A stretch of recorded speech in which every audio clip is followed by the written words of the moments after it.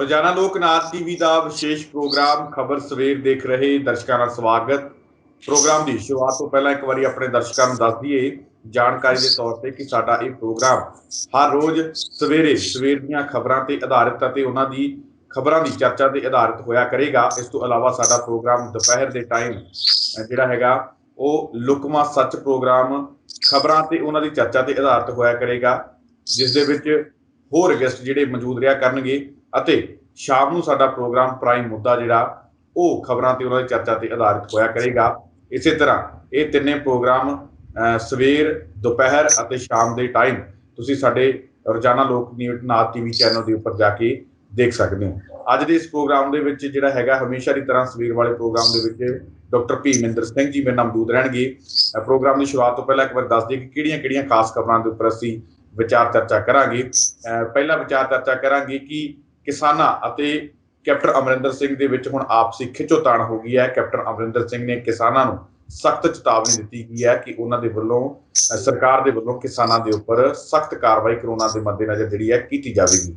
ਕੀ ਕੁਝ ਕਾਰਨ ਰਿਹਾ ਇਸ ਪਿੱਛੇ, ਇਸ ਖਬਰ ਤੇ ਵਿਚਾਰ ਚਰਚਾ ਕਰਾਂਗੇ। ਉਸ ਤੋਂ ਬਾਅਦ ਗੱਲਬਾਤ ਕਰਾਂਗੇ ਕਿ SIT ਨਵੀਂ ਬਣਾਈ ਗਈ ਹੈ, ਜਿਹੜੀ ਖਾਰਜ ਹੋਈ ਸੀ ਰਿਪੋਰਟ ਕੁਮਰ ਵਿਜੇ ਪ੍ਰਤਾਪ ਦੀ, ਉਸਦੇ ਮਾਮਲੇ ਦੇ ਵਿੱਚ ਜਿਹੜੀ ਨਵੀਂ SIT ਬਣਾਈ ਜਾਣੀ ਸੀ ਉਹ SIT ਜਿਹੜੀ ਨਵੀਂ ਬਣਾ ਦਿੱਤੀ ਗਈ ਹੈ। ਕਿਹੜੇ ਅਫਸਰ ਇਸ ਦੇ ਵਿੱਚ ਸ਼ਾਮਿਲ ਕੀਤੇ ਗਏ ਨੇ ਅਤੇ ਕੀ ਨਵੀਆਂ ਉਹਨਾਂ ਨੂੰ ਹਦਾਇਤਾਂ ਦਿੱਤੀਆਂ ਗਈਆਂ ਨੇ ਕਿ ਕਿਹੜੀਆਂ ਗੱਲਾਂ ਦਾ ਉਹਨਾਂ ਦੇ ਵੱਲੋਂ ਧਿਆਨ ਰੱਖਣਾ ਜਾਣਾ ਚਾਹੀਦਾ ਹੈ ਤੇ ਕਿਸ ਨੂੰ ਉਹ ਰਿਪੋਰਟ ਕਰੇਗੀ ਜਾਂ ਨਾ ਕਰੇਗੀ। ਇਸ ਪੂਰੇ ਮਾਮਲੇ ਤੇ ਵਿਚਾਰ ਚਰਚਾ ਕਰਾਂਗੇ। ਉਸ ਤੋਂ ਇਲਾਵਾ ਵਿਚਾਰ ਚਰਚਾ ਕਰਾਂਗੇ ਕਿ ਪ੍ਰਤਾਪ ਸਿੰਘ ਬਾਜਵਾ ਦੇ ਵੱਲੋਂ ਵੀ ਕੈਪਟਨ ਅਮਰਿੰਦਰ ਸਿੰਘ ਨੂੰ ਇੱਕ ਚਿੱਠੀ ਲਿਖੀ ਗਈ ਹੈ, ਉਹਦੇ ਵਿੱਚ ਕੀ ਕੁਝ ਕਿਹਾ ਗਿਆ। ਚਿੱਠੀ ਬੰਬ ਦੇ ਰੂਪ ਦੇ ਵਿੱਚ ਉਹਨੂੰ ਦੇਖਿਆ ਜਾ ਰਿਹਾ, ਉਹਦੇ ਵਿੱਚ ਕੀ ਕੁਝ ਲਿਖਿਆ ਗਿਆ ਬਾਜਵਾ ਦੇ ਵੱਲੋਂ ਕੈਪਟਨ ਨੂੰ, ਉਸ ਤੇ ਵਿਚਾਰ ਚਰਚਾ ਕਰਾਂਗੇ। ਤੇ ਆਖਰ ਦੇ ਵਿੱਚ ਵਿਚਾਰ ਚਰਚਾ ਕਰਾਂਗੇ ਕਿ ਕੈਪਟਨ ਦੇ ਕਰੀਬੀ ਤੇ ਕਾਂਗਰਸੀ ਮੰਤਰੀ ਰਾਣਾ ਗੁਰਮੀਤ ਸਿੰਘ ਸੋਢੀ ਦੀ ਗ੍ਰਿਫਤਾਰੀ ਹੋ ਸਕਦੀ ਹੈ। ਇਸ ਪੂਰੇ ਮਾਮਲੇ ਤੇ ਗੱਲਬਾਤ ਕਰਾਂਗੇ ਕਿ ਗ੍ਰਿਫਤਾਰੀ ਕਿਉਂ। ਇਹ ਸਾਰੀਆਂ ਖਬਰਾਂ ਤੇ ਵਿਚਾਰ ਚਰਚਾ ਲਈ ਮੇਰੇ ਨਾਲ ਮੌਜੂਦ ਰਹਿਣਗੇ ਡਾਕਟਰ ਭੀਮਿੰਦਰ ਸਿੰਘ ਜੀ। ਸਭ ਤੋਂ ਪਹਿਲਾਂ ਉਹਨਾਂ ਦਾ ਸਵਾਗਤ ਕਰ ਲੈਂਦੇ ਹਾਂ। ਡਾਕਟਰ ਸਾਹਿਬ ਸਵਾਗਤ ਹੈ ਜੀ ਪ੍ਰੋਗਰਾਮ ਵਿੱਚ। ਬਹੁਤ ਸ਼ੁਕਰੀਆ, ਮਿਹਰਬਾਨੀ, ਧੰਨਵਾਦ ਸੁਖਵਿੰਦਰ ਜੀ।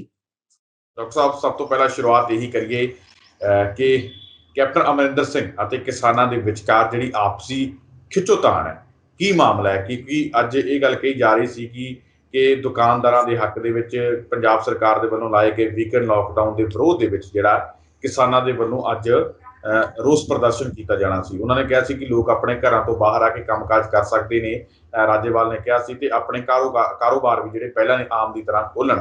ਕਿਵੇਂ ਦੇਖਦੇ ਹੋ ਕਿ ਇਹ ਮਾਨਵਤਾ ਦੇ ਹੱਕ ਦੇ ਵਿੱਚ ਜਾਂਦਾ? ਠੀਕ ਹੈ, ਇੱਕ ਪਾਸੇ ਤੁਸੀਂ ਜਿਹੜਾ ਹੈਗਾ ਕਿਸਾਨਾਂ ਨੂੰ ਰਾਹਤ ਦਿਵਾਉਣ ਦੀ ਕੋਸ਼ਿਸ਼ ਕਰ ਰਹੇ ਹੋ, ਦੂਜੇ ਪਾਸੇ ਕਿਤੇ ਨਾ ਕਿਤੇ ਸਰਕਾਰ ਨੂੰ ਚੈਲੰਜ ਕਰਕੇ ਜਿਹੜਾ ਹੈ ਮਾਨਵਤਾ ਦੇ ਵਿਰੋਧ ਦੇ ਵਿੱਚ ਵੀ, ਕਿਉਂਕਿ ਇਹ ਭਿਆਨਕ ਮਹਾਮਾਰੀ ਕਿਸੇ ਵੀ ਰੂਪ ਦੇ ਵਿੱਚ ਕਿਸੇ ਨੂੰ ਵੀ ਕਦੋਂ ਵੀ ਜਿਹੜੀ ਜਕੜ ਸਕਦੀ ਹੈ। ਕਿਵੇਂ ਦੇਖਦੇ ਹੋ ਕਿਸਾਨਾਂ ਦੇ ਤੇ ਕੈਪਟਨ ਅਮਰਿੰਦਰ ਸਿੰਘ ਦੇ ਇਸ ਬਿਆਨ?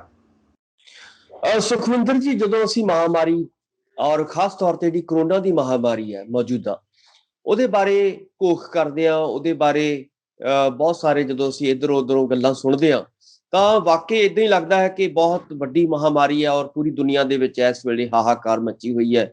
ਔਰ ਖਾਸ ਤੌਰ ਤੇ ਜੇ ਹਿੰਦੁਸਤਾਨ ਦੀ ਗੱਲ ਕਰੀਏ ਤਾਂ ਜਿਹੜੀ ਦੂਜੀ ਵੇਵ ਹੈ ਇੱਥੇ ਔਰ ਪੰਜਾਬ ਦੇ ਵਿੱਚ ਵੀ ਉਹਨੇ ਆਪਣਾ ਕਹਿਰ ਮਚਾਇਆ ਹੋਇਆ ਹੈ।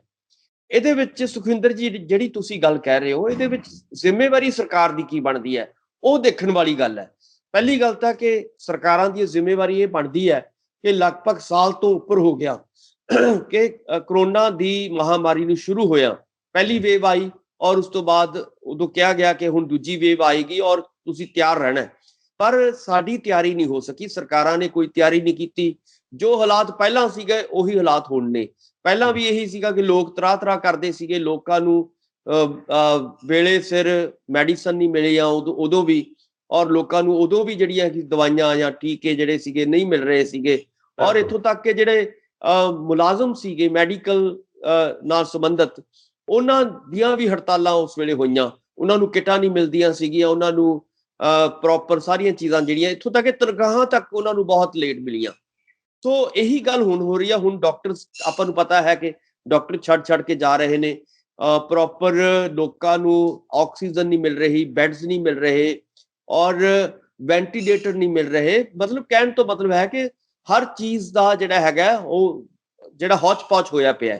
ਸੋ ਸਮੇਂ ਸਿਰ ਸਰਕਾਰਾਂ ਦੀ ਜ਼ਿੰਮੇਵਾਰੀ ਇਹ ਬਣਦੀ ਸੀ, ਚਾਹੇ ਉਹ ਕੇਂਦਰ ਸਰਕਾਰ ਹੈ ਚਾਹੇ ਸਟੇਟ ਸਰਕਾਰ ਹੈ, ਕਿ ਇਸ ਬਿਮਾਰੀ ਨੂੰ, ਜਿਵੇਂ ਤੁਸੀਂ ਕਹਿ ਰਹੇ ਹੋ ਕਿ ਗੰਭੀਰਤਾ ਨਾਲ ਲਿਆ ਜਾਂਦਾ, ਇਸ ਬਿਮਾਰੀ ਨੂੰ ਇਹ ਸੋਚ ਕੇ ਕਿ ਇਹ ਮਹਾ ਬਿਮਾਰੀ ਹੈ, ਮਹਾਮਾਰੀ ਫੈਲੀ ਹੋਈ ਹੈ, ਉਸ ਤਰੀਕੇ ਦੇ ਮੁਤਾਬਕ ਜਿਹੜੇ ਸੀ ਪ੍ਰਬੰਧ ਕੀਤੇ ਜਾਂਦੇ। ਦੂਜੇ ਪਾਸੇ ਜਦੋਂ ਅਸੀਂ ਲੋਕਡਾਊਨ ਦੀ ਗੱਲ ਕਰਦੇ ਹਾਂ, ਲੋਕਡਾਊਨ ਦਾ ਮਤਲਬ ਇਹ ਹੁੰਦਾ ਕਿ ਜਿਹੜੇ ਗਰੀਬ ਲੋਕ ਨੇ, ਜਦੋਂ ਤੁਸੀਂ ਲੰਬਾ ਲੋਕਡਾਊਨ ਕਰਨਾ ਹੈ ਤਾਂ ਉਹਦੇ ਵਿੱਚ, ਜਿਵੇਂ ਆਪਾਂ ਪਿਛਲੇ ਵਾਰੀ ਦੇਖਿਆ ਕਿ ਗਰੀਬ ਲੋਕ ਵਿਚਾਰੇ ਮਾਰੇ ਵੀ ਗਏ, ਸੜਕਾਂ ਤੇ ਵੀ ਰੋਲੇ ਮਜ਼ਦੂਰ, ਔਰ ਉਹਨਾਂ ਦੀਆਂ ਨੌਕਰੀਆਂ ਵੀ ਗਈਆਂ। ਇਹਦੇ ਵਿੱਚ ਇਹ ਚਾਹੀਦਾ ਹੁੰਦਾ ਕਿ ਸਰਕਾਰਾਂ ਦੀ ਇੰਟਰਵੀਨ ਇਸ ਲਈ ਇੰਪੋਰਟੈਂਟ ਹੋ ਜਾਂਦੀ ਹੈ ਕਿ ਜਿਹੜੇ ਮਜ਼ਦੂਰ ਤਬਕਾ ਹੈ, ਛੋਟਾ ਵਪਾਰੀ ਹੈ, ਛੋਟਾ ਦੁਕਾਨਦਾਰ ਹੈ, ਉਹਨਾਂ ਨੂੰ ਰਾਸ਼ਨ ਦਾ ਇੰਤਜ਼ਾਮ ਕੀਤਾ ਜਾਏ ਪ੍ਰੋਪਰ। ਉਹਨਾਂ ਨੂੰ, ਜਿਹੜੇ ਲੋਕ ਘੱਟੋ ਘੱਟ 5,000 ਜਾਂ 7,000 ਜਾਂ 10,000 ਇੱਕ ਪਰਿਵਾਰ ਨੂੰ ਤੁਸੀਂ ਦੇ ਸਕਦੇ ਹੋ, ਤਾਂ ਗਰੀਬ ਪਰਿਵਾਰਾਂ ਨੂੰ ਉਹਨਾਂ ਦੇ ਖਾਤਿਆਂ 'ਚ ਪਹੁੰਚਾਇਆ ਜਾਏ। ਸਰਕਾਰਾਂ ਦੀ ਜ਼ਿੰਮੇਵਾਰੀ ਇਹ ਬਣਦੀ ਹੈ ਤਾਂ ਕਿ ਉਹਨਾਂ ਦੀ ਜਿਹੜੀ ਦਿਹਾੜੀਆਂ ਖਤਮ ਹੋ ਰਹੀਆਂ ਨੇ, ਉਹਨਾਂ ਦੀ ਜਿਹੜੀ ਖਾਸ ਤੌਰ 'ਤੇ ਜਿਹੜਾ ਛੋਟਾ ਦੁਕਾਨਦਾਰ ਹੈ, ਉਹਦਾ ਵਿਚਾਰਾ ਵਪਾਰ ਖਤਮ ਹੋ ਰਿਹਾ ਹੈ, ਤਾਂ ਉਹਨਾਂ ਨੂੰ ਕਿਤੇ ਨਾ ਕਿਤੇ ਉਹਦੀ ਭਰਪਾਈ ਮਿਲ ਸਕੇ। ਸੋ ਸਰਕਾਰਾਂ ਇਹ ਜ਼ਿੰਮੇਵਾਰੀ ਨਹੀਂ ਨਿਭਾ ਰਹੀਆਂ। ਸਰਕਾਰਾਂ ਕੀ ਕਰ ਰਹੀਆਂ ਨੇ? ਆਪਾਂ ਨੂੰ ਪਤਾ ਹੈ ਕਿ ਕੈਪਟਨ ਸਾਹਿਬ ਉੱਥੇ ਪਹਾੜਾਂ 'ਚ ਬੈਠੇ ਜਿਹੜੇ ਨੇ ਅਧਿਕਾਰੀਆਂ ਨੂੰ ਹੁਕਮ ਦੇਈ ਜਾਂਦੇ ਨੇ ਕਿ ਤੁਸੀਂ ਆਹ ਕਰ ਲਓ, ਆਹ ਕਰ ਲਓ। ਪਰ ਜਦੋਂ ਤੁਸੀਂ ਆਪ ਇਨਵੋਲਵ ਨਹੀਂ ਹੁੰਦੇ, ਜੇ ਤੁਸੀਂ ਆਪ ਸਾਰੀਆਂ ਚੀਜ਼ਾਂ ਨੂੰ ਚੈੱਕ ਨਹੀਂ ਕਰਦੇ, ਜੇ ਸਟੇਟ ਚੈੱਕ ਨਹੀਂ ਕਰਦੀ, ਮੁੱਖ ਮੰਤਰੀ ਸਾਹਿਬ ਜਾਂ ਮੰਤਰੀ ਸਾਹਿਬਾਨ ਜਿਹੜੇ ਨੇ ਆ ਕੇ ਹਸਪਤਾਲਾਂ 'ਚ ਲੋਕ ਇਹ ਸਾਰੀਆਂ ਚੀਜ਼ਾਂ ਨਹੀਂ, ਲੋਕਾਂ ਦੇ ਨਾਲ ਨਹੀਂ ਖੜਦੇ, ਤਾਂ ਲਾਜ਼ਮੀ ਤੌਰ ਤੇ ਹਫੜਾ ਦਫੜੀ ਫੈਲੇਗੀ।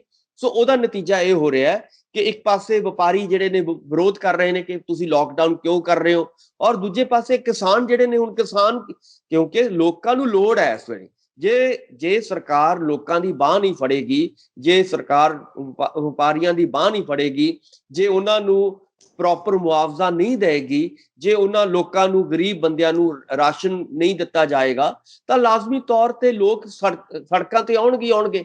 ਸੋ ਸੜਕਾਂ ਤੇ ਆਏ ਨੇ। ਇਹਦੇ ਵਿੱਚ ਰਾਜੇਵਾਲ ਜੀ ਨੇ ਵੀ ਕਿਹਾ ਕਿ ਕਿਸਾਨ ਵੀ ਉਹਨਾਂ ਦੇ ਨਾਲ ਲੱਗਣਗੇ। ਔਰ ਮੈਨੂੰ ਲੱਗਦਾ ਹੈ ਕਿ ਜੇ ਸਰਕਾਰ ਜਿਹੜੀ ਹੈਗੀ ਹੈ, ਇੱਕ ਪਾਸੇ ਤਾਂ ਹੁਕਮ ਚਲਾ ਰਹੀ ਹੈ, ਦੂਜੇ ਪਾਸੇ ਜਿਹੜੀਆਂ ਸਹੂਲਤਾਂ ਦੇਣੀਆਂ ਨੇ ਉਹ ਸਰਕਾਰ ਦੀ ਜ਼ਿੰਮੇਵਾਰੀ ਬਣਦੀ ਹੈ। ਔਰ ਬਕਾਇਦਾ ਤੌਰ ਤੇ ਜੇ ਆਪਾਂ ਕਹੀਏ ਕਿ ਇਹਦਾ ਇੰਜੈਕਸ਼ਨ ਜਿਹੜੇ ਨੇ ਉਹ ਲਵਾਉਣੇ, ਉਹ ਵੀ ਸਰਕਾਰ ਦੀ ਜ਼ਿੰਮੇਵਾਰੀ ਹੈ। ਦਵਾਈਆਂ ਦਵਾਉਣੀਆਂ, ਉਹ ਵੀ ਸਰਕਾਰ ਦੀ ਜ਼ਿੰਮੇਵਾਰੀ ਹੈ। ਸੋ ਇਸ ਕਰਕੇ ਸਰਕਾਰ ਆਪਣੇ ਹੱਥ ਪਿੱਛੇ ਖਿੱਚ ਰਹੀ ਹੈ, ਲੋਕਾਂ ਦੇ ਉੱਤੇ ਸਿੱਟ ਰਹੀ ਹੈ ਲੋਕਡਾਊਨ ਦੇ ਰਾਹੀਂ ਜਾਂ ਹੋਰ ਜਿਹੜੀਆਂ ਪਾਬੰਦੀਆਂ ਦੇ ਰਾਹੀਂ। ਤਾਂ ਉਹ ਕਹਿੰਦੀ ਹੈ ਕਿ ਅਸੀਂ ਸਖਤੀ ਕਰਾਂਗੇ, ਮਹਾਰਾਜਾ ਸਾਹਿਬ ਕਹਿ ਰਹੇ ਨੇ ਕਿ ਸਾਡੀ ਸਖਤੀ ਹੋਏਗੀ। ਪਰ ਕੀ ਸਰਕਾਰਾਂ ਦੀ ਜ਼ਿੰਮੇਵਾਰੀ ਤੋਂ ਉਹ ਕਹਿ ਰਹੇ ਨੇ ਕਿ ਸਾਡੀ ਆਹ ਵੀ ਜ਼ਿੰਮੇਵਾਰੀ ਹੈ, ਅਸੀਂ ਗਰੀਬ ਲੋਕਾਂ ਨੂੰ ਮਰਨ ਨਹੀਂ ਦੇਵਾਂਗੇ, ਅਸੀਂ ਆਕਸੀਜਨ ਦੇ ਪ੍ਰਬੰਧ ਜਿਹੜੇ ਨੇ, ਮੈਂ ਇੱਥੇ ਗੱਲ ਜ਼ਰੂਰ ਕਹਿਣੀ ਚਾਹਾਂਗਾ ਕਿ ਬਾਜਵਾ ਸਾਹਿਬ ਨੇ ਇੱਕ ਬਹੁਤ ਹੀ ਅੱਛਾ ਪੁਆਇੰਟ ਉਠਾਇਆ ਆਪਣੀ ਇੰਟਰਵਿਊ ਦੇ ਕੱਲ। ਉਹਨਾਂ ਨੇ ਕਿਹਾ ਕਿ ਇਹ ਮੌਤਾਂ ਨਹੀਂ ਹੈਗੀਆਂ, ਇਹ ਲੋਕਾਂ ਦੀ ਨਸਲਕੁਸ਼ੀ ਹੋ ਰਹੀ ਹੈ। ਇਹ ਬਹੁਤ ਮਤਲਬ ਇੰਪੋਰਟੈਂਟ ਗੱਲ ਉਹਨਾਂ ਨੇ, ਬਾਜਵਾ ਸਾਹਿਬ ਵੱਡੇ ਲੀਡਰ ਨੇ, ਔਰ ਉਹਨਾਂ ਦਾ ਇਹ ਕਹਿਣਾ ਕਿ ਪੰਜਾਬ ਸਰਕਾਰ, ਪੰਜਾਬ ਦੇ ਵਿੱਚ ਜੇ ਇਸ ਕਾਰਨ ਮੌਤਾਂ ਹੋ ਰਹੀਆਂ ਨੇ, ਇਹਦਾ ਮਤਲਬ ਇਹ ਨਸਲਕੁਸ਼ੀ ਪੰਜਾਬੀਆਂ ਦੀ ਹੋ ਰਹੀ ਹੈ। ਸੋ ਮੈਨੂੰ ਲੱਗਦਾ ਹੈ ਕਿ ਉਸ ਗੱਲ ਵੱਲ ਬਹੁਤ ਧਿਆਨ ਦੇਣ ਦੀ ਲੋੜ ਹੈ। ਸੋ ਇਸ ਕਰਕੇ ਦੇਖਦੇ ਹੋ ਕਿ ਦੁਕਾਨਦਾਰਾਂ ਨੇ ਜਿਹੜਾ ਹੈਗਾ ਕਿਸਾਨਾਂ ਦੇ ਹੱਕ ਦੇ ਵਿੱਚ, ਮਾਫ ਕਰਨਾ, ਕਿਸਾਨਾਂ ਨੇ ਦੁਕਾਨਦਾਰਾਂ ਦੇ ਹੱਕ ਦੇ ਵਿੱਚ ਜਿਹੜਾ ਇਹ ਪ੍ਰਦਰਸ਼ਨ ਕਰਨ ਦਾ ਹੋਕਾ ਦਿੱਤਾ ਹੈ। ਉਹਨਾਂ ਨੇ ਕਿਹਾ ਕਿ ਆ ਕੇ ਤੁਸੀਂ ਆਪਣੇ ਦੁਕਾਨਾਂ ਖੋਲੋ, ਲੋਕ ਵੀ ਆਮ ਵਾਂਗ ਬਾਹਰ ਨਿਕਲਣ। ਕੀ ਲੱਗਦਾ ਕਿ ਉਸ ਤੋਂ ਬਾਅਦ ਕੈਪਟਨ ਅਮਰਿੰਦਰ ਸਿੰਘ ਦੇ ਵੱਲੋਂ ਡੀਜੀਪੀ ਨੂੰ ਸਖਤ ਨਿਰਦੇਸ਼ ਜਾਰੀ ਕੀਤੇ ਗਏ ਆ ਕਿ ਜੇਕਰ ਕਿਤੇ ਵੀ 19-21 ਹੁੰਦੀ ਹੈ ਤਾਂ ਸਖਤੀ ਨਾਲ ਨਿਪਟੋ। ਕਿਵੇਂ ਦੇਖਦੇ ਹੋ ਕਿ ਅੱਜ ਫਿਰ ਪੁਲਿਸ ਤੇ ਕਿਸਾਨਾਂ ਦੇ ਵਿਚਕਾਰ ਟਕਰਾਅ ਹੋ ਸਕਦਾ ਹੈ?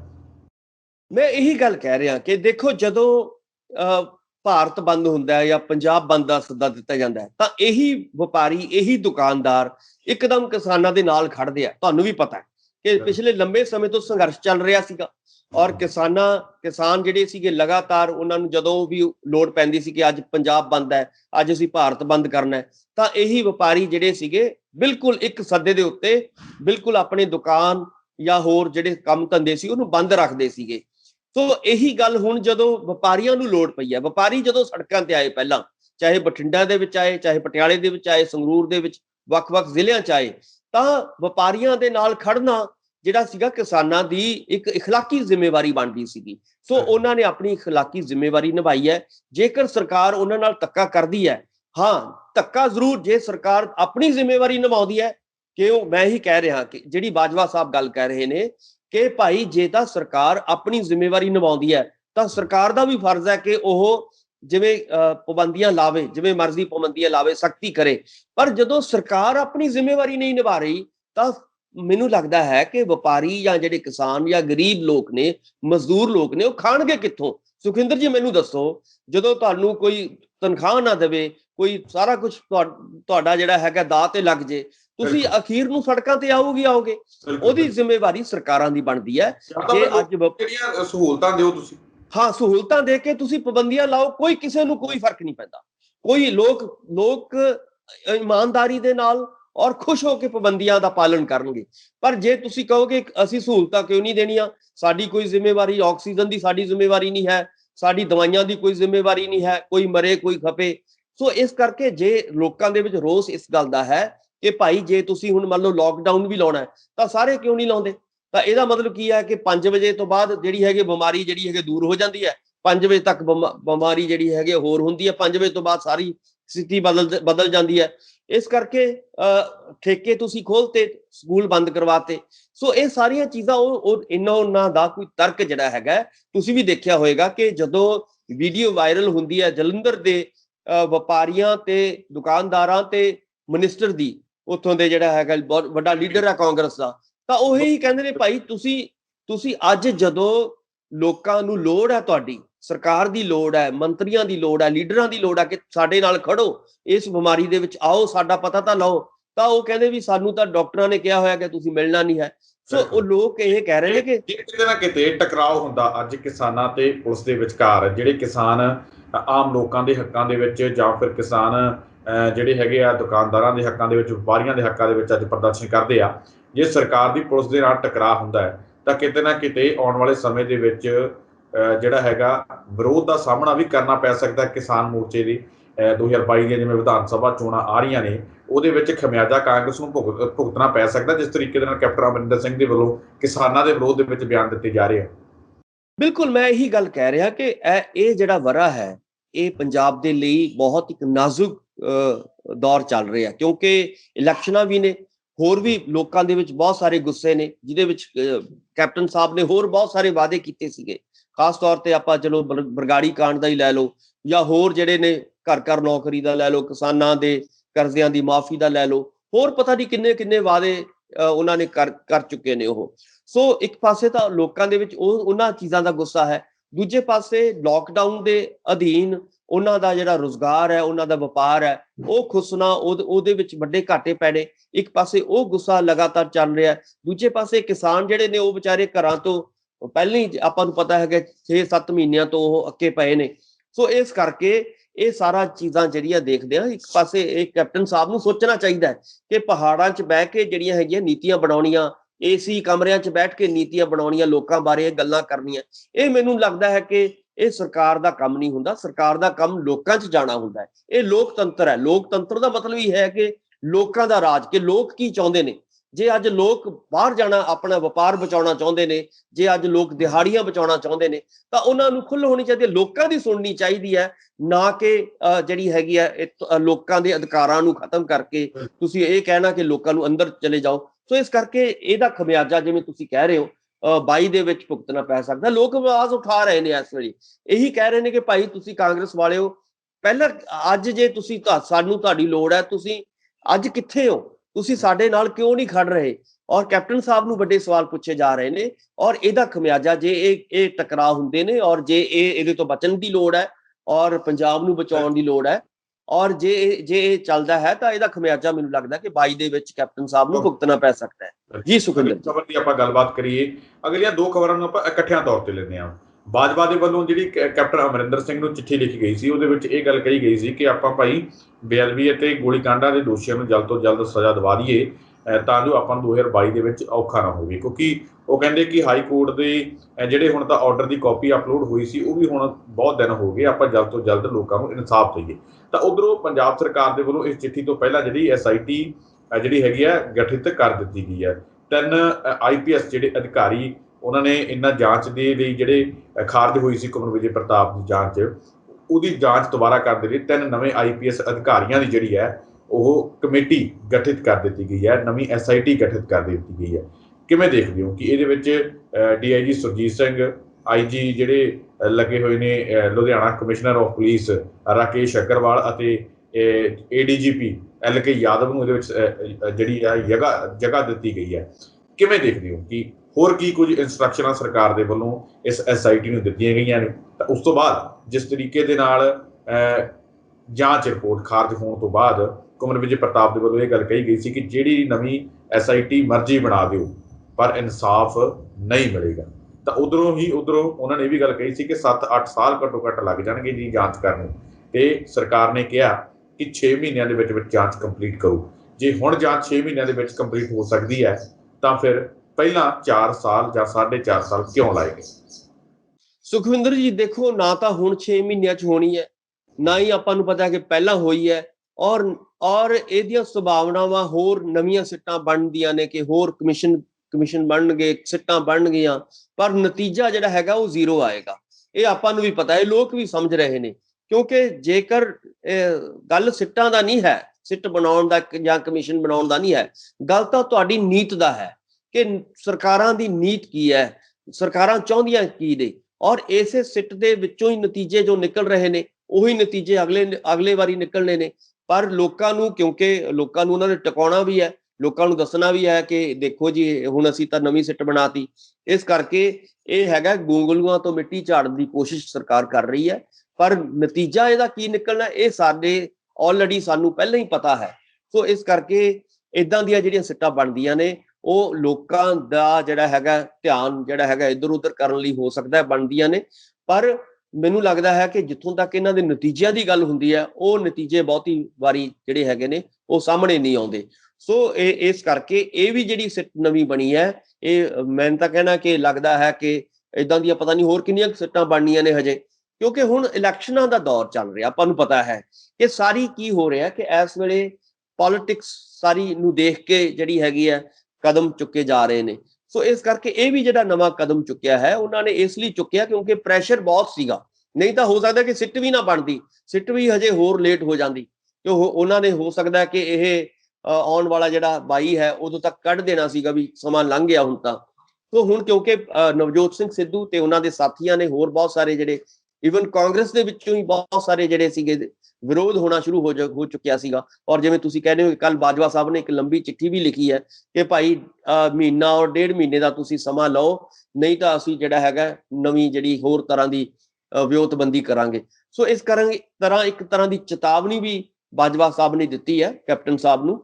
ਸੋ ਇਹ ਚੰਗੀ ਗੱਲ ਹੈ ਕਿ ਵਿਦਿਨ ਕਾਂਗਰਸ ਜਿਹੜੇ ਨੇ ਸਵਾਲ ਉੱਠ ਰਹੇ ਨੇ। ਇਸ ਤੋਂ ਪਹਿਲਾਂ ਨਵਜੋਤ ਸਿੰਘ ਸਿੱਧੂ ਨੇ ਬਹੁਤ ਵੱਡੇ ਸਵਾਲ ਜਿਹੜੇ ਸੀਗੇ ਉਠਾਏ ਸੀਗੇ, ਔਰ ਬਾਅਦ ਦੇ ਵਿੱਚ ਮੀਟਿੰਗਾਂ ਵੀ ਹੋਈਆਂ ਕਾਂਗਰਸ ਦੇ MLA ਜਾਂ ਮਿਨਿਸਟਰ ਸਾਹਿਬਾਨ ਦੀਆਂ ਕਿ ਭਾਈ ਇਸ ਕਾਂਡ ਦੇ ਉੱਤੇ ਕੀ ਕਰਨਾ ਚਾਹੀਦਾ ਹੈ, ਕਿਉਂਕਿ ਇਹ ਮਸਲਾ ਐਸਾ ਹੈ, ਚਾਹੇ ਆਪਾਂ ਨੂੰ ਪਤਾ ਹੈ ਕਿ 84 ਦਾ ਜਿਹੜਾ ਮਸਲਾ ਹੈ ਉਹ ਵੀ ਸਿੱਖਾਂ ਦੀਆਂ ਭਾਵਨਾਵਾਂ ਨਾਲ ਜੁੜਿਆ ਹੋਇਆ ਸੀਗਾ, ਔਰ ਅੱਜ ਲਗਭਗ 40 ਸਾਲ ਹੋ ਗਏ, ਅੱਜ ਉਹਦਾ ਜਿਹੜਾ ਇਨਸਾਫ ਲੋਕਾਂ ਨੂੰ ਹਜੇ ਤੱਕ ਨਹੀਂ ਮਿਲਿਆ, ਉਹ ਵੀ ਇੱਕ ਤਰ੍ਹਾਂ ਦੀ ਨਸਲਕੁਸ਼ੀ ਸੀਗੀ ਸਿੱਖਾਂ ਦੀ। ਸੋ ਇਹੀ ਗੱਲ ਜਿਹੜਾ ਆਪਾਂ ਦੇਖ ਸਕਦੇ ਹਾਂ ਕਿ ਇਸ ਮਸਲੇ ਦੇ ਵਿੱਚ ਹੋਣੀ ਹੈ ਕਿ ਆਉਣ ਵਾਲੇ ਸਮੇਂ ਦੇ ਵਿੱਚ ਸਿੱਟਾਂ ਬਣਨੀਆਂ ਨੇ ਪਰ ਨਤੀਜੇ ਨਹੀਂ ਨਿਕਲਣੇ। ਖਾਸ ਤੌਰ ਤੇ ਇੰਸਟਰਕਸ਼ਨਾਂ ਦਿੱਤੀਆਂ ਗਈਆਂ ਕਿ ਤੁਸੀਂ ਭਾਈ ਮੀਡੀਆ ਦੇ ਨਾਲ ਗੱਲਬਾਤ ਇਸ ਪੂਰੇ ਮਾਮਲੇ ਤੇ ਨਹੀਂ ਕਰਨੀ, ਜਲਦ ਤੋਂ ਜਲਦ ਇਸ ਮਾਮਲੇ ਦੀ ਜਾਂਚ ਕਰਨੀ ਹੈ, ਨਿਰਪੱਖ ਜਾਂਚ ਕਰਨੀ ਹੈ, ਤੇ ਹੋਰ ਵੀ ਬਹੁਤ ਸਾਰੀਆਂ ਇੰਸਟਰਕਸ਼ਨਾਂ ਇਹਨਾਂ ਨੂੰ ਦਿੱਤੀਆਂ ਗਈਆਂ ਨੇ। ਕਿਵੇਂ ਦੇਖਦੇ ਹੋ ਕਿ ਸਵਾਲ ਉਹੀ ਦੁਬਾਰਾ ਮੈਂ ਚੱਕ ਰਿਹਾ ਕਿ ਜੇਕਰ ਹੁਣ ਜਾਂਚ 6 ਮਹੀਨਿਆਂ ਦੇ ਵਿੱਚ ਹੋ ਸਕਦੀ ਹੈ ਤਾਂ ਫਿਰ ਪਹਿਲਾਂ 4.5 ਸਾਲ ਕਿਉਂ ਲਗਾਏ ਗਏ? ਸੁਖਵਿੰਦਰ ਜੀ ਦੇਖੋ, ਪਹਿਲਾਂ 4.5 ਸਾਲ ਮਤਲਬ ਇਹੀ ਸੀਗਾ ਕਿ ਤੁਸੀਂ ਕਿਸੇ ਖਾਸ ਧਿਰ ਨੂੰ ਜਿਹੜਾ ਸੀਗਾ ਲਾਭ ਪਹੁੰਚਾਉਣਾ ਸੀਗਾ, ਕਿਉਂਕਿ ਜਿੰਨਾ ਤੁਸੀਂ ਲੇਟ ਕਰਦੇ ਹੋ ਕੋਈ ਵੀ ਕੇਸ ਹੈ, ਜਦੋਂ ਤੁਸੀਂ ਜਿੰਨਾ ਉਹਨੂੰ ਲੇਟ ਕਰੀ ਜਾਓਗੇ ਉਹਦੇ ਵਿੱਚੋਂ ਸਬੂਤ ਜਿਹੜੇ ਨੇ, ਤੱਥ ਜਿਹੜੇ ਹੁੰਦੇ ਨੇ, ਫੈਕਟਸ ਜਿਹੜੇ ਹੁੰਦੇ ਨੇ, ਉਹ ਹੌਲੀ ਹੌਲੀ ਮਾਈਨਸ ਹੋਣੇ ਸ਼ੁਰੂ ਹੋ ਜਾਂਦੇ ਨੇ। ਸੋ ਇਸ ਕਰਕੇ ਇਹਦਾ ਮਤਲਬ ਸੀਗਾ ਕਿ ਗਿਣੀ ਮਿੱਥੀ ਸਾਜ਼ਿਸ਼ ਦੇ ਰਾਹੀਂ ਇਸ ਕੇਸ ਨੂੰ ਜਾਣਬੁੱਝ ਕੇ ਡਿਲੇ ਕੀਤਾ ਗਿਆ ਔਰ ਹੌਲੀ ਹੌਲੀ ਤੱਥਾਂ ਨੂੰ ਤੋੜਿਆ ਮਰੋੜਿਆ ਗਿਆ। ਔਰ ਉਹਦੇ ਵਿੱਚ ਕੀ ਹੈ ਕਿ ਆਪਾਂ ਨੂੰ ਪਤਾ ਹੀ ਹੈ ਕਿ ਜਿਵੇਂ ਸਾਰੇ ਦੁਨੀਆ ਜਾਣਦੀ ਹੈ ਕਿ ਜਦੋਂ ਸਰਕਾਰੀ ਵਕੀਲ ਜਿਹੜੇ ਸੀਗੇ ਉਹ ਪਿੱਛੇ ਆਪਣੇ ਹੱਥ ਖਿੱਚ ਲੈਣ, ਉਹ ਸਰਕਾਰ ਦੀ ਬੋਲੀ ਬੋਲਣ ਲੱਗ ਜਾਣ, ਉਹ ਸਰਕਾਰ ਦੇ ਕੰਟਰੋਲ ਦੇ ਵਿੱਚ ਆ ਕੇ ਸਾਰੀਆਂ ਗੱਲਾਂ ਜਿਹੜੀਆਂ ਨੇ ਉਹ ਕਰਨ ਲੱਗ ਜਾਣ, ਤਾਂ ਲਾਜ਼ਮੀ ਤੌਰ ਤੇ ਉਹਦੇ ਸਿੱਟੇ ਜਿਵੇਂ ਨੇ, ਤੁਸੀਂ ਕਾਨੂੰਨ ਇੱਕ ਐਸੀ ਰਬੜ ਦੀ ਗੁੱਡੀ ਹੈ, ਇਹਨੂੰ ਜਿਵੇਂ ਮਰਜ਼ੀ ਤੁਸੀਂ ਘੁਮਾ ਲਓ। ਸੋ ਇਸ ਕਰਕੇ ਕਾਨੂੰਨ ਨੂੰ ਕਿਵੇਂ ਵਰਤਿਆ ਗਿਆ, ਜਿਹਦੇ ਪੱਖਾਂ ਦੇ ਵਿੱਚ ਚਾਹੇ ਉਹ ਆਪਾਂ ਨੂੰ ਪਤਾ ਹੈ ਕਿ ਚੋਰ ਤੇ ਕੁੱਤੀ ਜਦੋਂ ਰਲ ਗਏ ਤਾਂ ਲਾਜ਼ਮੀ ਤੌਰ ਤੇ ਉਦੋਂ ਸਿੱਟਾ ਤਾਂ ਕੀ ਨਿਕਲਣਾ ਸੀ ਜਦੋਂ ਖੇਤ ਹੀ ਵਾੜ ਨੂੰ ਖਾਣ ਲੱਗੀ। ਸੋ ਇਸ ਕਰਕੇ ਸਿੱਟਾ ਵੀ ਉਹੀ ਨਿਕਲਿਆ। 4.5 ਸਾਲ ਹੋ ਗਏ, ਹੁਣ 6 ਮਹੀਨੇ, ਕਿਉਂਕਿ ਹੁਣ ਤਾਂ ਇਲੈਕਸ਼ਨਾਂ ਨੇ ਸਿਰ ਤੇ। ਹੁਣ ਅਗਲੇ ਦਿਨਾਂ ਦੇ ਵਿੱਚ ਤੁਸੀਂ ਦੇਖੋਗੇ ਕਿ ਜਿਹੜੇ ਸੀਗੇ ਚੋਣਾਂ ਜਦੋਂ ਆ ਗਈਆਂ ਤਾਂ 2-3 ਮਹੀਨੇ ਤਾਂ ਵੈਸੇ ਹੀ ਜਿਹੜੀਆਂ ਸਾਰੀਆਂ ਚੀਜ਼ਾਂ ਜਿਹੜੀਆਂ ਨੇ ਉਹ ਸਾਰੀਆਂ ਚੀਜ਼ਾਂ ਖਤਮ ਹੋ ਜਾਂਦੀਆਂ ਨੇ। ਸੋ ਇਸ ਕਰਕੇ ਸਮਾਂ ਬਹੁਤ ਥੋੜਾ ਬਚਦਾ ਹੈ। ਜਿਵੇਂ ਬਾਜਵਾ ਸਾਹਿਬ ਕਹਿ ਰਹੇ ਨੇ, ਜੇ ਤਾਂ ਕੈਪਟਨ ਸਾਹਿਬ ਦੀ ਨੀਤ ਸਾਫ਼ ਹੈ ਤਾਂ ਜਿਵੇਂ ਬਾਜਵਾ ਸਾਹਿਬ ਨੇ ਕਿਹਾ ਕਿ ਇਹਨੂੰ 6 ਮਹੀਨੇ ਦਾ ਸਮਾਂ ਨਾ ਦਿਓ, ਇਹਨੂੰ 1 ਮਹੀਨੇ ਦਾ ਸਮਾਂ ਦਿਓ। 1 ਮਹੀਨੇ ਦੇ ਵਿੱਚ ਕੋਈ ਗੱਲਬਾਤ ਜਿਹੜੀ ਹੈਗੀ ਹੈ, ਨਤੀਜਾ ਜਿਹੜਾ ਹੈਗਾ ਨਿਕਲ ਸਕਦਾ ਹੈ। ਜੇ ਨਹੀਂ ਨੀਤ ਸਾਫ਼ ਤਾਂ 6 ਮਹੀਨੇ ਵੀ 6 ਸਾਲ ਲਗਾ ਲਓ। ਸੋ ਇਸ ਕਰਕੇ ਤਾਂ ਵੀ ਉਹ ਨਤੀਜਾ ਨਹੀਂ ਨਿਕਲੇਗਾ। ਸੋ ਮੈਨੂੰ ਇਹ ਲੱਗਦਾ ਹੈ ਕਿ ਜੇ ਕੈਪਟਨ ਸਾਹਿਬ ਸੱਚੀ ਮੁੱਚੀ ਬਰਗਾੜੀ ਕਾਂਡ ਦੇ ਉੱਤੇ ਜਾਂ ਸ੍ਰੀ ਗੁਰੂ ਗ੍ਰੰਥ ਸਾਹਿਬ ਦੀ ਕਦਰ ਕਰਦੇ ਨੇ, ਉਹਨਾਂ ਦੇ ਬਾਰੇ ਸੋਚਦੇ ਨੇ, ਤਾਂ ਲਾਜ਼ਮੀ ਤੌਰ ਤੇ ਇਹਨੂੰ ਜਲਦੀ ਜਿਹੜਾ ਹੈਗਾ ਉਹ ਦੁੱਧ ਦਾ ਦੁੱਧ ਪਾਣੀ ਦਾ ਪਾਣੀ ਕਰਨਾ ਚਾਹੀਦਾ। ਨਹੀਂ ਤਾਂ ਪਹਿਲਾਂ ਜਿਵੇਂ 4.5 ਸਾਲ ਨਿਕਲ ਗਏ, ਐਵੇਂ 6 ਮਹੀਨੇ ਹੋਰ ਨਿਕਲ ਜਾਣੇ ਨੇ ਔਰ ਲੋਕਾਂ ਦੀਆਂ ਅੱਖਾਂ ਦੇ ਵਿੱਚ ਘੱਟਾ ਪਾ ਕੇ ਉਹਨਾਂ ਨੇ ਅਗਲੀ ਜਿਹੜੀ ਹੈਗੀ ਆ ਚੋਣ ਫੇਰ ਲੜਨੀ ਹੈ। ਸੋ ਉਹ ਇਹ ਮੈਨੂੰ ਲੱਗਦਾ ਹੈ ਕਿ ਇਹ ਲੋਕਾਂ ਨਾਲ ਇੱਕ ਵੱਡਾ ਧੋਖਾ, ਖਾਸ ਤੌਰ ਤੇ ਪੰਜਾਬ ਨਾਲ ਔਰ ਸਿੱਖਾਂ ਨਾਲ ਇੱਕ ਵੱਡਾ ਧੋਖਾ ਹੋ ਗਿਆ ਵੀ ਹੈ, ਪਹਿਲਾਂ ਵੀ ਹੋਇਆ ਔਰ ਹੋਣ ਦੀਆਂ ਸੰਭਾਵਨਾਵਾਂ ਇਸ ਕੇਸ ਦੇ ਵਿੱਚ ਫੇਰ ਨਜ਼ਰ ਆ ਰਹੀਆਂ ਨੇ। ਸੁਖਵਿੰਦਰ ਜੀ ਕਿਵੇਂ ਦੇਖਦੇ ਹੋ? ਹੁਣ ਅਗਲੀ ਖਬਰ ਦੀ ਤੇ ਲਾਸਟ ਖਬਰ ਦੀ ਜੇਕਰ ਵਿਚਾਰ ਚਰਚਾ ਕਰੀਏ, ਸਰ ਕਾਂਗਰਸ ਦੇ ਮੰਤਰੀ ਤੇ ਕੈਪਟਨ ਅਮਰਿੰਦਰ ਸਿੰਘ ਦੇ ਕਰੀਬੀ ਰਾਣਾ ਗੁਰਮੀਤ ਸਿੰਘ ਸੋਢੀ ਨੂੰ ਜਿਹੜਾ ਉਹ ਗ੍ਰਿਫਤਾਰ ਕਰਨ ਦੀ, ਉਹਨਾਂ ਦੀ ਬਰਖਾਸਤਗੀ ਕਰਨ ਦੀ, ਜਿਹੜੇ ਮੰਤਰੀ ਉਹਦੇ ਤੋਂ ਹਟਾਉਣ ਦੀ ਜਿਹੜੀ ਮੰਗ ਉੱਠੀ ਹੈ, ਉਹਨਾਂ ਦੇ ਵੱਲੋਂ ਉਹਨਾਂ ਤੇ ਇਲਜ਼ਾਮ ਲੱਗੇ ਨੇ ਕਿ ਅਕਾਲੀ ਦਲ ਦੇ ਵੱਲੋਂ ਇਲਜ਼ਾਮ ਲਗਾਏ ਗਏ ਆ ਮਹੇਸ਼ਿੰਦਰ ਗਰੇਵਾਲ ਦੇ ਵੱਲੋਂ ਕਿ ਇਹਨਾਂ ਨੇ ਦੋਹਰੀ ਵਾਰ ਆਪਣੀ ਜ਼ਮੀਨ ਦਾ ਮੁਆਵਜ਼ਾ ਲਿਆ। 1 ਕਰੋੜ 83 ਲੱਖ ਰੁਪਏ ਦਾ ਜਿਹੜਾ ਸਰਕਾਰ ਨੂੰ ਚੂਨਾ ਲਗਾਇਆ, ਜਿਸ ਦਾ ਖੁਲਾਸਾ ਸਰਕਾਰ ਦੇ ਹੀ ਵਿਭਾਗ PWD ਦੇ ਵੱਲੋਂ ਕੀਤਾ ਗਿਆ। ਤੇ ਉਸ ਤੋਂ ਬਾਅਦ ਹੁਣ ਸੁਪਰੀਮ ਕੋਰਟ ਦੇ ਵੱਲੋਂ ਵੀ ਇਸ ਪੂਰੇ ਮਾਮਲੇ ਦੇ ਵਿੱਚ ਰਾਣਾ ਸੋਢੀ ਨੂੰ ਨੋਟਿਸ ਕੀਤਾ ਗਿਆ ਤਾਂ ਆਵਾਜ਼ ਉੱਠੀ ਹੈ ਕਿ ਰਾਣਾ ਗੁਰਮੀਤ ਸੋਢੀ ਨੂੰ ਤੁਰੰਤ ਬਰਖਾਸਤ ਕਰਕੇ ਉਹਨਾਂ ਦੀ ਤੇ ਉਹਨਾਂ ਦੇ ਪਰਿਵਾਰ ਦੀ ਜਿਹੜੀ ਗ੍ਰਿਫਤਾਰੀ ਕੀਤੀ ਜਾਣੀ ਚਾਹੀਦੀ ਹੈ, ਤਾਂ ਜੋ ਇਹੋ ਜਿਹੇ ਸਰਕਾਰੀ ਖਜ਼ਾਨੇ ਦੇ ਨਾਲ, ਲੋਕਾਂ ਦੇ ਪੈਸੇ ਨਾਲ ਕੋਈ ਹੋਰ ਜਿਹੜਾ ਮੰਤਰੀ ਹੈ ਲੁੱਟ ਕਰਨ ਦੀ ਕੋਸ਼ਿਸ਼ ਨਾ ਕਰੇ। ਕਿਵੇਂ ਦੇਖਦੇ ਹੋ ਇਸ ਪੂਰੇ ਮਾਮਲੇ ਨੂੰ? ਕਿ ਵਾਕਈ ਇਦਾਂ ਦਾ ਜੇਕਰ ਮਾਮਲਾ ਹੋਇਆ ਤਾਂ ਮੰਤਰੀ ਦੇ ਉੱਪਰ ਕਾਰਵਾਈ ਹੋਵੇਗੀ? ਸੁਖਵਿੰਦਰ ਜੀ ਦੇਖੋ, ਜੇ ਸੁਪਰੀਮ ਕੋਰਟ ਵੱਲੋਂ ਨੋਟਿਸ ਆਇਆ ਤਾਂ ਲਾਜ਼ਮੀ ਤੌਰ ਤੇ ਇਹ ਜਿਹੜਾ ਹੈਗਾ ਮਾਮਲਾ ਵਾਪਰਿਆ ਹੋਏਗਾ, ਜਿਹੜੀ ਘਟਨਾ ਘਟੀ ਹੈ। ਔਰ ਇਹੀ ਘਟਨਾ ਹੈ ਕਿ 1962 ਦੇ ਵਿੱਚ ਰਾਣਾ ਸੋਢੀ ਜੀ ਜਦੋਂ ਆਪਣੀ ਜ਼ਮੀਨ ਅਕਵਾਇਰ ਕਰਾਉਂਦੇ ਨੇ ਸਰਕਾਰ ਨੂੰ, ਤਾਂ ਉਹ ਆਪਣਾ ਮੁਆਵਜ਼ਾ ਇੱਕ ਵਾਰੀ ਲੈ ਲੈਂਦੇ ਨੇ। ਔਰ ਉਹਦਾ ਮਤਲਬ ਹੁੰਦਾ ਹੈ ਕਿ ਤੁਸੀਂ ਜੋ ਉਸ ਵੇਲੇ ਮਾਰਕੀਟ ਰੇਟ ਹੈ ਜ਼ਮੀਨ ਦਾ, ਔਰ ਜੋ ਸਰਕਾਰ ਚਾਹੁੰਦੀ ਹੈ ਕਿ ਮਾਰਕੀਟ ਰੇਟ ਦੇਣਾ ਤੁਹਾਨੂੰ, ਉਹ ਤੁਸੀਂ ਆਪਣਾ ਲੈ ਕੇ ਜਿਹੜਾ ਆਪਣਾ ਖਜ਼ਾਨਾ ਉਦੋਂ ਤੁਸੀਂ ਭਰ ਲੈਂਦੇ ਹੋ। ਉਦੋਂ ਵੀ ਭਰ ਲਿਆ ਰਾਣਾ ਸੋਢੀ ਨੇ। ਪਰ ਹੁਣ ਕੀ ਆ ਕਿ ਦੁਬਾਰਾ ਫੇਰ ਜਦੋਂ ਰੇਟ ਵੱਧ ਗਏ, ਉਹਨਾਂ ਨੂੰ ਲੱਗਿਆ ਕਿ ਹੁਣ ਰੇਟ ਤਾਂ ਵੱਧ ਰਹੇ ਨੇ ਸਾਡੀ ਜ਼ਮੀਨ ਦੇ, ਔਰ ਇਸ ਜਿਹੜੀ ਅਕਵਾਇਰ ਕਰਵਾਈ ਸੀ, ਤਾਂ ਉਹਨਾਂ ਦੇ ਮਨ ਦੇ ਵਿੱਚ ਫੇਰ ਲਾਲਚ ਆਇਆ ਤਾਂ ਉਹਨਾਂ ਨੇ ਦੁਬਾਰਾ ਕੇਸ ਕੀਤਾ ਔਰ ਦੁਬਾਰਾ PWD ਤੋਂ, ਕਿਉਂਕਿ ਸੜਕਾਂ ਦਾ ਕੰਮ ਉਹੀ ਦੇਖਦੀ ਹੈ, ਤਾਂ PWD ਦੇ ਉੱਤੇ ਕੇਸ ਕੀਤਾ ਔਰ ਉਹਨਾਂ ਨੇ ਦੁਬਾਰਾ ਫੇਰ ਜਿਹੜਾ ਸੀਗਾ ਪੈਸਾ ਇਕੱਤਰ ਕੀਤਾ। ਸੋ ਉਸ ਮਾਮਲੇ ਦੇ ਵਿੱਚ ਤੁਸੀਂ ਇੱਕੋ ਜ਼ਮੀਨ ਨੂੰ 2 ਵਾਰੀ ਸੇਲ ਕੀਤਾ, 2 ਵਾਰੀ ਸਰਕਾਰ ਕੋਲ ਹੀ ਵੇਚਿਆ, ਤਾਂ ਇਹਦਾ ਮਤਲਬ ਕਿਤੇ ਨਾ ਕਿਤੇ ਜਾ ਕੇ ਫਰਾਡ ਦਾ ਜਿਹੜਾ ਮਸਲਾ ਬਣਦਾ ਹੈ। ਸੋ ਇਹ ਸੁਪਰੀਮ ਕੋਰਟ ਵੱਲੋਂ ਨੋਟਿਸ ਆਇਆ ਉਹਨਾਂ ਨੂੰ, ਔਰ ਇਹਦਾ ਨੋਟਿਸ ਅਕਾਲੀ ਦਲ ਨੇ ਲਿਆ ਔਰ ਜਿਵੇਂ ਤੁਸੀਂ ਕਹਿ ਰਹੇ ਹੋ ਕਿ ਮਹੇਸ਼ਿੰਦਰ ਗਰੇਵਾਲ ਹੋਰਾਂ ਨੇ ਇਹ ਮਾਮਲਾ ਚੱਕਿਆ ਔਰ ਕੈਪਟਨ ਸਾਹਿਬ ਨੂੰ ਇਹੀ ਗੱਲ ਕਹੀ ਆ ਉਹਨਾਂ ਨੇ ਕਿ ਇਸ ਮਾਮਲੇ ਦੀ ਗੰਭੀਰਤਾ ਨੂੰ ਦੇਖਦੇ ਹੋਏ ਰਾਣਾ ਸੋਢੀ ਨੂੰ ਅਸਤੀਫਾ ਵੀ ਦੇਣਾ ਚਾਹੀਦਾ ਹੈ ਔਰ ਉਹਨਾਂ ਦੀ ਗ੍ਰਿਫਤਾਰੀ ਵੀ ਜਿਹੜੀ ਹੈ ਹੋਣੀ ਚਾਹੀਦੀ ਹੈ। ਇਹ ਅਕਾਲੀ ਦਲ ਵੱਲੋਂ ਕਿਹਾ ਗਿਆ ਹੈ, ਮਹੇਸ਼ਿੰਦਰ ਸਿੰਘ ਵੱਲੋਂ ਕਿਹਾ ਗਿਆ ਹੈ। ਸੋ ਆਉਣ ਵਾਲੇ ਸਮੇਂ ਦੇ ਵਿੱਚ ਇਹਦੇ ਬਾਰੇ ਕੈਪਟਨ ਸਾਹਿਬ ਕਿੱਦਾਂ ਦਾ ਆਪਣਾ ਫੈਸਲਾ ਲੈਂਦੇ ਨੇ, ਇਹ ਤਾਂ ਹੁਣ ਸਮਾਂ ਦੱਸੇਗਾ। ਬਟ ਇਹ ਜਿਹੜੀ ਹੈਗੀ ਆ ਕੇਸ ਗੰਭੀਰ ਜ਼ਰੂਰ ਹੈ, ਕਿਉਂਕਿ ਇਹ ਪੈਸਾ ਲੋਕਾਂ ਦਾ ਪੈਸਾ ਹੈ ਜਿਹੜਾ ਉਹਨਾਂ ਕੋਲੇ ਜਾ ਰਿਹਾ ਹੈ। ਇਹ PWD ਦਾ ਪੈਸਾ ਨਹੀਂ ਹੈ, ਇਹ ਸਾਡੇ ਤੁਹਾਡੇ ਟੈਕਸਾਂ ਦਾ ਪੈਸਾ ਹੈ। ਜੇ ਉਹ ਨਜਾਇਜ਼ ਕਿਸੇ ਖਾਸ ਇਨਸਾਨ ਕੋਲ ਜਾਂਦਾ ਹੈ, ਇੱਕ ਪਾਸੇ ਜਿਹੜੇ ਕਿਸਾਨ ਆ ਉਹ ਕੈਪਟਨ ਅਮਰਿੰਦਰ ਸਿੰਘ ਦਾ ਪਟਿਆਲੇ ਵਾਲਾ ਮਹਿਲ ਘੇਰੀ ਬੈਠੇ ਕਿ ਸਾਨੂੰ ਸਰਕਾਰ ਜਿਹੜੀ ਸਾਡੀਆਂ ਜ਼ਮੀਨਾਂ ਐਕਵਾਇਰ ਕਰ ਰਹੀ ਹੈ ਉਹਦੇ ਲਈ ਸਾਨੂੰ ਜਿਹੜਾ ਪੈਸਾ ਉਹ ਘੱਟ ਦਿੱਤਾ ਜਾ ਰਿਹਾ ਸਾਡੀਆਂ ਜ਼ਮੀਨਾਂ। ਤਾਂ ਦੂਜੇ ਪਾਸੇ ਜਿਹੜੇ ਹੈਗੇ ਆ ਉੱਥੇ ਕੈਪਟਨ ਦੇ ਜਿਹੜੇ ਮੰਤਰੀ ਆ ਉਹ 2 ਵਾਰੀ ਜ਼ਮੀਨਾਂ ਦੇ ਮੁਆਵਜ਼ਾ ਲਈ ਜਾ ਰਹੇ ਆ, ਉਹ ਵੀ ਜ਼ਿਆਦਾ ਤੋਂ ਜ਼ਿਆਦਾ। ਬਿਲਕੁਲ ਇਹੀ ਮੈਂ ਕਹਿਣਾ ਚਾਹੁੰਦਾ ਕਿ ਇਹ ਦੋਵੇਂ ਕੇਸ ਆਪਾਂ ਜਦੋਂ ਦੇਖਦੇ ਹਾਂ ਕਿ ਇੱਕ ਪਾਸੇ ਤਾਂ ਕਿਸਾਨਾਂ ਨੂੰ ਸਰਕਾਰ ਕਹਿ ਰਹੀ ਹੈ ਕਿ 22 ਲੱਖ ਲੈ ਲਓ, ਕਿਉਂਕਿ ਉਸ ਵੇਲੇ ਰੇਟ ਆਪਾਂ ਨੂੰ ਪਤਾ ਹੈ ਕਿ ਉੱਥੇ 35 ਲੱਖ ਦਾ ਹੈ ਮੇਨ ਰੋਡ ਦੇ ਉੱਤੇ ਪਰ ਏਕੜ। ਅੱਜ ਦਾ ਜਿਹੜਾ ਰੇਟ ਹੈ ਉਹ ਵੀ ਜਿਹੜੇ ਨੇ ਵਿਚਾਰੇ ਕਿਸਾਨ ਜਿਹੜੇ ਨੇ ਸੜਕਾਂ ਦੇ ਉੱਤੇ ਆਏ ਬੈਠੇ ਨੇ ਔਰ ਪਟਿਆਲੇ ਦੇ ਵਿੱਚ ਲਗਾਤਾਰ ਉਹ ਸੰਘਰਸ਼ ਕਰ ਰਹੇ ਨੇ। ਸੋ ਦੂਜੇ ਪਾਸੇ ਰਾਣਾ ਸੋਢੀ ਜੀ ਵਰਗੇ ਜਿਹੜੇ ਵੱਡੇ ਲੀਡਰ ਨੇ ਜਿਨ੍ਹਾਂ ਦੀ ਪਹੁੰਚ ਹੈ, ਜਿਵੇਂ ਤੁਸੀਂ ਕਿਹਾ, ਉੱਪਰ ਤੱਕ ਮਹਾਰਾਜਾ ਸਾਹਿਬ ਦੇ ਬਹੁਤ ਨੇੜਲੇ ਸਾਥੀ ਮੰਨੇ ਜਾਂਦੇ ਨੇ। ਸੋ ਇੱਕ ਪਾਸੇ ਉਹਨਾਂ ਨੂੰ ਫਾਇਦਾ ਪਹੁੰਚਾਉਣ ਦੇ ਲਈ ਜਿਹੜੀ ਸਰਕਾਰ ਹੈ ਉਹ ਲਗਾਤਾਰ ਕਈ ਵਾਰੀ ਜਿਹੜੇ ਨੇ ਪੈਸੇ ਉਹਨਾਂ ਦੇ ਖਜ਼ਾਨਿਆਂ 'ਚ ਭਰ ਰਹੀ ਹੈ। ਸੋ ਇਸ ਕਰਕੇ ਮੈਨੂੰ ਇਹ ਲੱਗਦਾ ਹੈ ਕਿ ਕੈਪਟਨ ਸਾਹਿਬ ਨੂੰ ਇਸ ਮਾਮਲੇ ਦੀ ਗੰਭੀਰਤਾ ਨੂੰ ਦੇਖਦੇ ਹੋਏ ਜ਼ਰੂਰ ਕੋਈ ਨਾ ਕੋਈ ਐਕਸ਼ਨ ਲੈਣਾ ਚਾਹੀਦਾ, ਕਿਉਂਕਿ ਫਿਰ ਮੈਂ ਕਹਾਂਗਾ ਕਿ ਇਲੈਕਸ਼ਨ ਸਾਲ ਹੈ, ਇਹਦੇ ਵਿੱਚ ਜੇ ਇਦਾਂ ਦੇ ਫੈਸਲੇ ਲਏ ਜਾਣਗੇ ਤਾਂ ਇਹਦਾ ਨੁਕਸਾਨ ਕਾਂਗਰਸ ਨੂੰ ਆਉਣ ਵਾਲੇ ਦਿਨਾਂ ਦੇ ਵਿੱਚ, ਖਾਸ ਤੌਰ ਤੇ ਕੈਪਟਨ ਸਾਹਿਬ ਨੂੰ ਇਹਦਾ ਨੁਕਸਾਨ ਹੋ ਸਕਦਾ ਹੈ। ਔਰ ਕੈਪਟਨ ਸਾਹਿਬ ਦੀ ਜਿਹੜੀ, ਕਿਉਂਕਿ ਕੋਟਰੀ ਦਾ ਖਾਸ ਹਿੱਸਾ ਨੇ ਉਹ, ਇਸ ਕਰਕੇ ਜੇ ਉਹਨਾਂ ਦੇ ਉੱਤੇ ਕੋਈ ਸਵਾਲ ਚੁੱਕੇ ਜਾ ਰਹੇ ਨੇ ਤਾਂ ਇਹਦੀ ਪੁੱਛ ਪੜਤਾਲ ਜਿਹੜੀ ਹੈਗੀ ਹੈ ਜ਼ਰੂਰ ਆਉਣ ਵਾਲੇ ਦਿਨਾਂ ਦੇ ਵਿੱਚ ਕੈਪਟਨ ਸਾਹਿਬ ਨੂੰ ਕਰਵਾਉਣੀ ਚਾਹੀਦੀ ਹੈ। ਜੀ ਸੁਖਵਿੰਦਰ ਜੀ। ਤਾਂ ਡਾਕਟਰ ਸਾਹਿਬ, ਤੁਸੀਂ ਇਸ ਪ੍ਰੋਗਰਾਮ ਦੇ ਸਾਡੇ ਨਾਲ ਜੁੜੇ, ਤੁਹਾਡਾ ਬਹੁਤ ਬਹੁਤ ਧੰਨਵਾਦ ਜੀ। ਬਹੁਤ ਬਹੁਤ ਸ਼ੁਕਰੀਆ, ਮਿਹਰਬਾਨੀ, ਧੰਨਵਾਦ। ਤਾਂ ਇਹ ਸਨ ਡਾਕਟਰ ਭੀਮਿੰਦਰ ਜੀ, ਜਿਨ੍ਹਾਂ ਦੇ ਵੱਲੋਂ ਇਸ ਪੂਰੇ ਮਾਮਲੇ ਦੇ ਵਿੱਚ ਇਹਨਾਂ ਪੂਰੀਆਂ ਖਬਰਾਂ ਦੇ ਉੱਪਰ ਸਾਡੇ ਨਾਲ ਵਿਚਾਰ ਚਰਚਾ ਕੀਤੀ ਗਈ ਹੈ। ਦੁਬਾਰਾ ਫਿਰ ਮਿਲਾਂਗੇ ਇਸ ਪ੍ਰੋਗਰਾਮ ਦੇ ਵਿੱਚ ਕੱਲ੍ਹ ਨਵੀਆਂ ਤੇ ਅਹਿਮ ਖਬਰਾਂ ਦੇ ਨਾਲ। ਤਦ ਤੱਕ ਲਈ ਦਿਓ ਇਜਾਜ਼ਤ। ਧੰਨਵਾਦ।